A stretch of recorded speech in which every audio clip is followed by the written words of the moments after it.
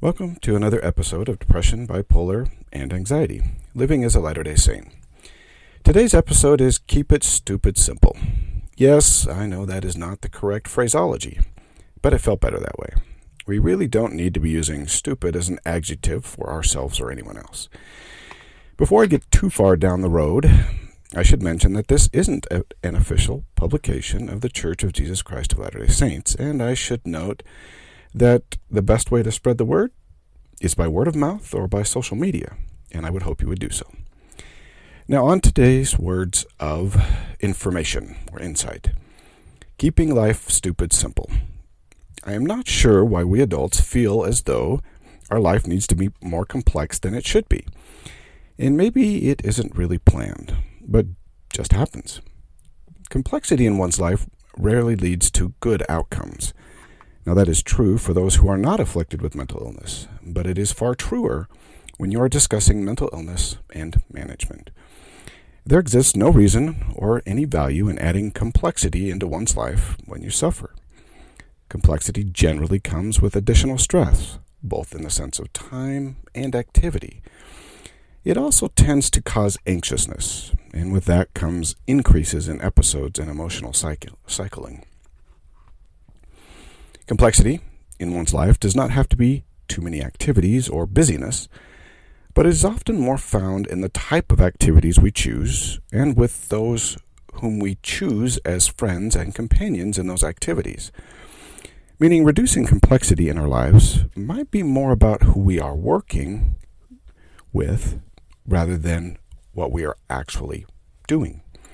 This doesn't mean that the quantity of our activities doesn't have a real effect or real impact. What it means is that simply reducing the quantity of activities in our lives may have a limited effect or impact upon our emotional health.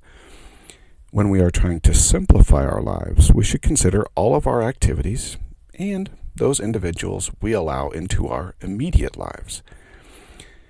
When my wife and I were first married, and even for the first 20 years or so, we both noticed something about one another that I actually feel is important to understand. When we would return to our homes with our parents, each of us would revert back to the relationship that had been developed when we were younger and under parental authority, meaning simply that we had established relationships with our parents over 20 years or more, and when we come back into their presence, that relationship would return with all the good and the bad. Whether we admit it or not, the majority of our stressful, abusive, and problematic relationships are with those closest to us, and with whom we often have a long relationship. As much as we would like to think of our close personal relationships and as beautiful and wholly functional, many of them are simply far more dysfunctional than functional, and come with baggage packed full of history. I have known many individuals whose relationship with their parents is actually part of their emotional difficulties and contributes to their mental illness rather than be a source of strength. I've seen the same thing between siblings, aunts and uncles, cousins, and a host of family relationships, as well as friendships and co-worker and manager relationships. I bet if I asked you to think about your close relationships, more than 50% of them are likely to be dysfunctional in some way. And I would likely say that number may be closer even to 80%, because relationships are often formed by interaction through history and by observation of our parents and peers. And because we simply cannot read one another's intentions in mind, we often form dysfunctional coping mechanisms in our relationships and behaviors based on faulty information and faulty training. We also tend to remember the negative far more easily than the positive. It is far easier to get on someone's bad side than good side. And once you're on someone's bad side, it may not even be possible to cross back to the good side. I've heard parents talk about that one problem child or children, and they seem to remember every embarrassing, sad, and bad story about their children, and they are willing at a moment's notice to bring it to memory. Whether you see it or not, this is really emotional abuse and can contribute in serious ways to someone's negative mental health. The first thing anyone should do when they are simplifying life is to seriously review the relationships in their life, starting with those that are closest and working outward. The easy test of whether a relationship is problematic is to see how you feel when you are asked to visit or be around them for any length of time. If you feel anxious or nervous and have to prepare yourself for the visit, then you should consider why and what is causing that issue. If you feel completely comfortable around the person, then that person is probably one you want to keep in your life.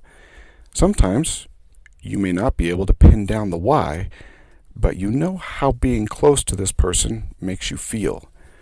Your body is very good at determining problematic relationships and where the issues are occurring if you listen closely to it. I'm almost certain that it won't take you very long to isolate those individuals who are contributing to your negative mental health. In addition to family and friends, you should widen that circle to coworkers and others with whom you must communicate on a daily basis.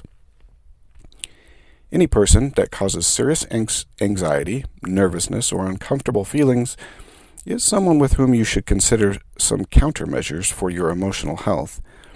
There is no need to keep someone in your life that belittles you, cuts down your self-esteem, calls you hurtful names, does not listen to your concerns or needs, bullies you, or simply causes you to feel anxious or bad after a conversation. Now, this may happen once in a while with everybody because we're not very good at communication, but those are not the instances to which I am referring. You know those people who make you feel anxious and nervous. Of course, one of the best things you can do with someone who causes you serious anxiety is really to remove them from your life. But in my experience, that's not always possible, and for the most part, it is rare that you can entirely remove someone from your life, especially someone in the family relationship category. This may even be fairly difficult in the coworker space, but there are ways to minimize the negative interactions, and you should use every method possible to provide for your mental health, especially when you already deal with mental illness. Now, before I get into this methodology and how we can best approach minimizing our interactions, we need to discuss a gospel topic that tends to get in the way of all this. The scriptures are full of doctrine explaining the need to love and forgive those around us. That 70 times 7 number looms large when you are considering minimizing interaction with other people. Now, I personally don't believe that it was ever the Lord's intent that we place ourselves in abusive situations so that we can then turn around and forgive the abuser. Yes, we should forgive, but depending upon the negativity of the relationship, that forgiveness may take a serious amount of time. But there is no requirement to continue to place ourselves in bad situations where we are consistently being dragged through the mud and muck of a negative relationship. Nowhere in the scriptures does the Savior state that the sheep need to seek out the wolf and then forgive the wolf when he injures the sheep. We should be protective of our emotional and physical health, and if we expect that someone will continue to injure us, then we need to remove ourselves from the problem. Otherwise, we actually become part of that problem. Removing ourselves from the problematic relationship is never going to be easy, but there are ways to reduce interactions and even stop the behavior. The first method is simply to reduce or minimize interaction with the person. While we may not be able to fully extricate ourselves from a problematic relationship, we can reduce the instances where we encounter the problem face to face. If the problem is a parent or other authority figure or someone close to us, there are ways to address the problem. If one is older and living outside the home, simply limiting the number of visits and limiting the time of the visits is really the first method. Now, this also may mean not answering the phone, but sending texts and other such methods where face-to-face or voice-to-voice interaction is kept to a minimum. Yes, this will often cause an increase in the negative behavior initially, but understand that the parent or authority figure or that individual is losing power and control in the relationship. That feeling, that loss of feeling, will often cause them to lash out to see if they can return the relationship back to their control. Those interactions will gradually diminish, but the first few may be difficult. At first, there may be anger and abusive behavior from the person, but the individual with power may not stop there. Often they will turn from the stick method to the carrot method and offer incentives to continue the relationship. be cautious when this happens. It is rare that the person intends for the relationship to change. Rather, it is an attempt to draw you back into the existing relationship. Now, as you decrease the contact in the relationship, and if you have the ability to do so, you may also begin to help the individual see why you are minimizing contact. That is entirely up to you and your ability. There is no requirement to do so, especially if this increases the frequency or intensity of your episodes. When you help them, it is important not to approach it from an attacking point of view or in a demeaning way, but it is important to be clear. You need to state the behavior and state what it causes you to feel. However, you should separate the behavior from the person, meaning the person is not bad, but the behavior is. For instance, I don't like to come over because when I do, your stories embarrass me and make me feel bad. Or when you call me an idiot and stupid, it makes me feel terrible. Something of that nature. Rather than, you are an abuser because you can't say anything nice. The key is to identify the behavior and then how it makes you feel. Now, don't necessarily expect that the person will change their behavior. They are still likely to lash back at you and pick out something you do they don't like. Defensive behavior rarely leads to change, and you can normally tell whether they are sincere about changing their behavior if they don't become defensive.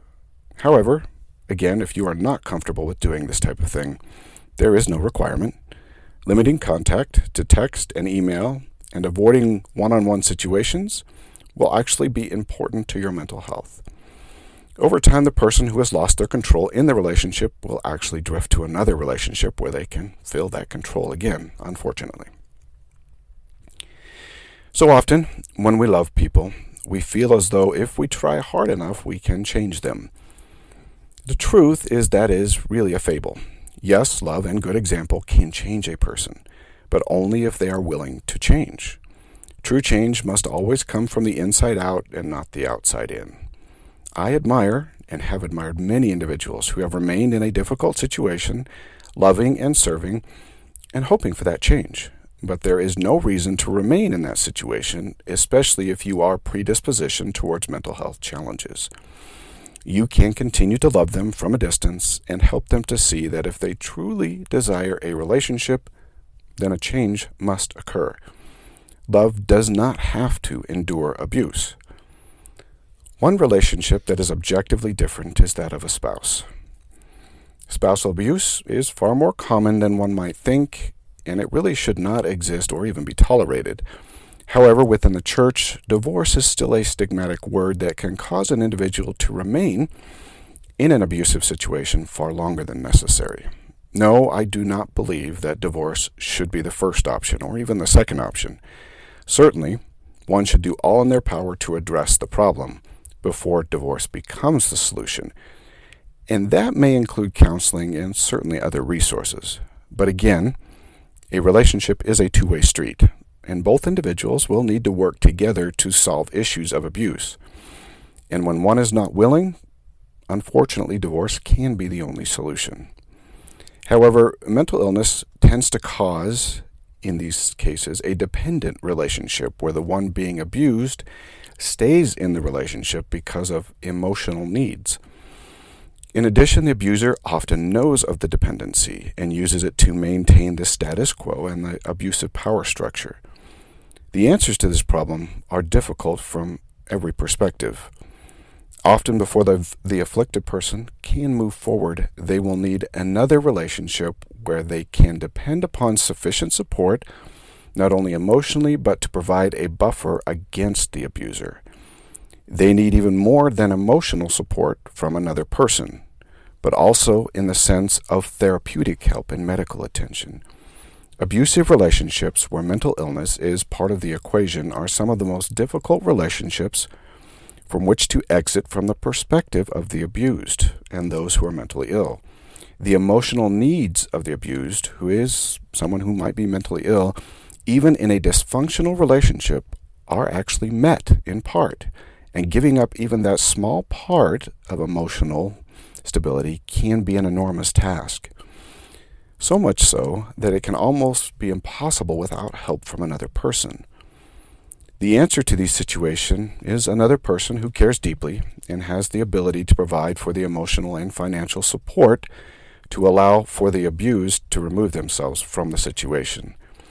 Even then, mental illness causes deep loss and pain even for a dysfunctional relationship, and the first few weeks can be very difficult. The one saving grace that we all possess is the Lord, who can in his own way provide miracles to help those in such difficult situations. Certainly friends and family can provide support, but it is the Lord who heals and provides. Now, I personally have seen miracles with friends who have been in terrible situations where the Lord has extended his mercy and provided a pathway out and forward. If you or a friend find themselves in this situation, the Lord is certainly where you should start and then move towards a remedy. Now, switching to coworkers, if you're having trouble in a job with a coworker or manager, sometimes you might have the ability to address it through mediation with human resources or other individuals. However, I realize that retaliation is a serious concern and may cause even greater issues. If there is no way to address the situation directly or with others, then certainly you can remain professional but limit exposure to the individual. Ultimately, working with individuals who cause you great distress may not be worth the advantage of working in that location, that company, or with that group of individuals. If possible, change jobs or locations. I have done so when conditions have deteriorated such that I see no resolution. However, that is a concern I would also take to the Lord. I have also had situations where the Lord has changed hearts and minds when things were difficult. Now, my final relationship word is simple. Take it to the Lord and see what he can do. I have seen miracles when I get the Lord involved in my concerns. Opportunities open up. Individuals somehow get moved or change jobs. The Lord can move mountains for you if you ask and listen. As you consider those relationships that cause you distress, bring them to the Lord and ask for guidance. Now, the next thing you should really consider in keeping a simple process is your spiritual and church concerns. Now, there are many wonderful things we can do in the church, and we can certainly keep ourselves busy doing good. But we each possess a limit as to those things we can do for others. This is especially true when we deal with mental illness. We should keep our service simple and prioritized. While there are many wonderful and good things we can do, our priorities will determine what we will do within our limitations. The Lord can help set those priorities, but we should also do our part in working with the Lord to understand our limitations and what is important in our lives and those we serve. There will be times when you will not be able to serve and will need service rendered on your behalf. There's nothing wrong with this, and the one thing I learned early in my life, and I am still learning, is that we should allow others to serve us. For service to occur, we need both those who serve and those who are willing to be served. Your mental illness will provide for many opportunities to be served. Be grateful for the service and allow for it. Sometimes we feel that others will see us as incapable, but in my experience, that is actually pretty rare. We all go through periods of life where we will serve and be served. That was part of the covenant we made before we came here, that we would help each other. In your quest to prioritize your life, there are some things that should run towards the top of the priority list. Our roles as fathers and mothers is certainly near the top. If you are married, our role as husband and wife should be a priority. Our relationship with the Savior should be our highest priority. Our roles as members of the church should be there. Now, our society diminishes all of these roles, especially those of mothers and fathers. But I fully believe that when we get to the other side and approach judgment, those roles will be the most significant and impactful roles in our lives. And the Lord will ask us to give a detailed accounting of how we treated our families and taught and trained our children. Now, we should start with the highest priorities in our life and then work towards those things that are less important. Something that should be remembered is that priorities will at times adjust to the moment in time. Our employment may not be at the top of the list all the time, but prioritizing ourselves out of employment and becoming unemployed provides that type of employment that provides for our family stability is probably not what the Savior would have us do. At times our employment might need to take precedent, and at times our children will take precedence, and at times our spouse will. Priorities should not be a firm list of this always comes first. We must balance the needs of the priorities against that which is most important at the time. This is one of the main reasons we possess the Spirit of the Lord to help us in these matters. As we consider our list of activities and our mental illness, we should also consider that there will be times when we can do much and times when we will only be able to do the bare minimum to get by. If we attempt to continue with everything we plan, when our bodies and emotions cannot adjust, we will actually cause greater issues with our illness, which in turn will cause greater issues with our responsibilities. The simple answer here is to know your limits and when you need to rest and remove yourself from activity.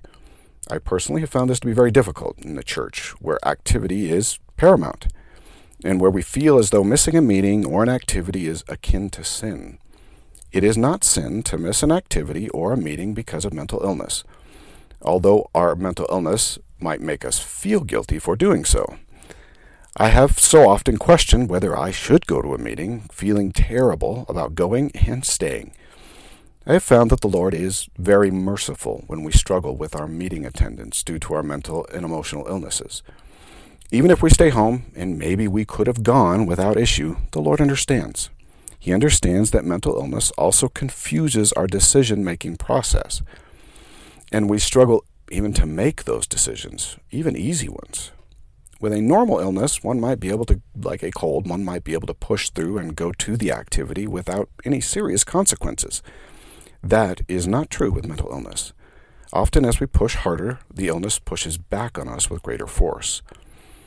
The Lord perfectly understands when we choose to stay rather than go, especially when we deal with clinical depression and anxiety.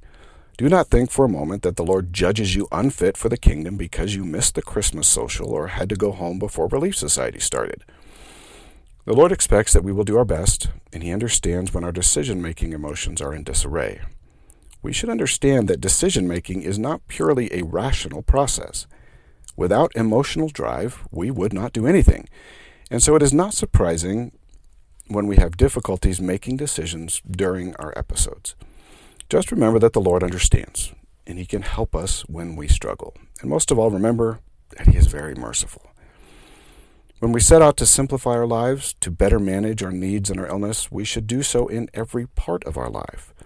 We should include even the simple daily tasks. Complexity and mental illness simply do not get along with one another.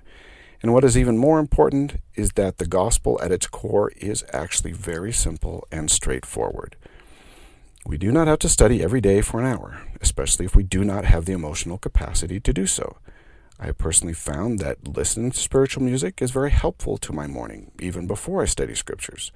Sometimes I read them, and other times I listen to scriptures. I do what I can to reduce my stress and my anxiety. One of the more powerful ways I have simplified my life is not allowing my past to interrupt my present. Now, I've had to work hard to force my mind to keep the past in the past, the present in the present, and to focus on the future only as I need to plan my day or week. Simplifying my life mentally has been incredibly helpful to me and has allowed me to enjoy more of my life, reduce my stress, and find greater happiness and peace. Now, I personally don't deal with mental illness at the same intensity as I used to when I was younger, when I suffered with bipolar, but the Lord has not entirely removed it from my life, and in many ways, I actually am grateful He has not. I have learned more from my weakness than I could ever learn from anything else in my life. And while I may not always be grateful for those difficult moments when I am in them, I am grateful for the relationship I have developed with the Savior through my several illnesses that He has given to me. If you cannot see it now, I hope that one day you can see and understand the mercy that it is to have a weakness and to come to Christ through that sanctifying process. Simplifying my own life has been a life-changing process in many ways. And of course, I'm still in the midst of it, because I don't think it necessarily ever ends. But in many ways, I have found a peace that I have never before experienced, and for that, I am grateful. Now may the Lord bless you in your suffering, and may you find peace as you do your part. Until next week, do your part, so that the Lord can do His.